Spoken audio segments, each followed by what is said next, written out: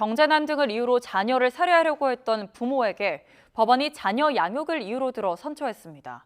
그런데 사법부의 이런 판단이 안타까운 사건의 재발을 막을 수 있을까요? JCN 울산중앙방송 구현희 기자가 취재했습니다. 40대 부모가 나란히 법정에 섰습니다. 이들은 10대 자녀 2명을 살해하려다 미수에 그친 혐의를 받고 있습니다. 가장인 A씨는 온라인 도박 빚으로 늘어난 채무를 감당할 수 없게 되자 아내 B씨와 상의해 자녀들을 살해하고 자신들도 죽기로 마음먹었습니다. 그리고 미리 준비한 수면 유도제를 자녀들에게 먹였는데 뜻대로 되지 않았습니다.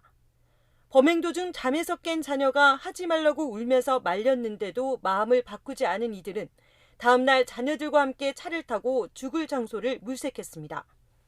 최종적으로 인적이 드문 한 공원 주차장을 택한 이들은 범행을 실행에 옮기려다 가족의 신고를 받고 출동한 경찰의 제재로 미수에 그쳤습니다. 울산지법 1심 재판부는 살인미수와 아동학대 혐의로 기소된 A씨에게 징역 3년을 선고하고 40시간의 아동학대 치료 프로그램 이수를 명령했습니다. 또 아내인 B씨에게도 징역 3년에 집행유예 5년을 선고하고 3년간 보호관찰 등을 명령했습니다.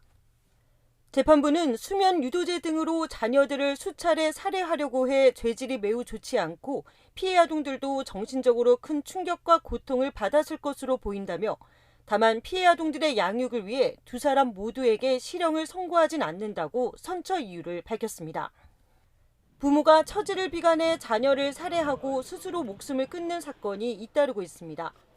지난 4월 경기도 용인에서는 50대 가장이 사업 실패를 비관해 일가족 5명을 살해했고 2년 전 울산에서는 40대 가장이 경제적 문제로 일가족 3명을 살해한 뒤 집에 불을 지르는 사건도 있었습니다.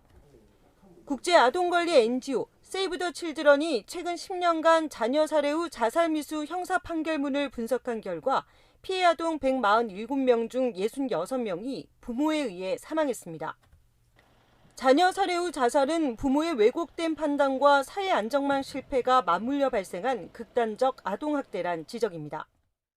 중요하게 봐야 될 거는 국가의 아동보호 체계가 제때 작동하지 않았다는 점입니다. 그러니까 아이들의 생명과 안전을 오로지 부모의 책임에게만 맡기는 구조에서는 보호사각지대가 생길 수밖에 없어서 위기 신호가 이제 보이는 가정이 국가가 제때 개입할 수 있는 제도, 그리고 그 제도를 신뢰할 수 있는 사회적 기반 마련이 굉장히 시급하다고 생각하고 있습니다.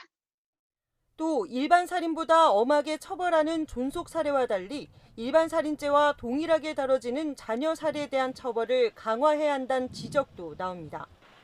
전문가들은 자녀 살해 후 자살을 한 가정의 비극으로 보지 않고 온 사회가 관심을 가질 때 더 많은 아이들을 살릴 수 있다고 경고했습니다. JCN 뉴스 구현입니다.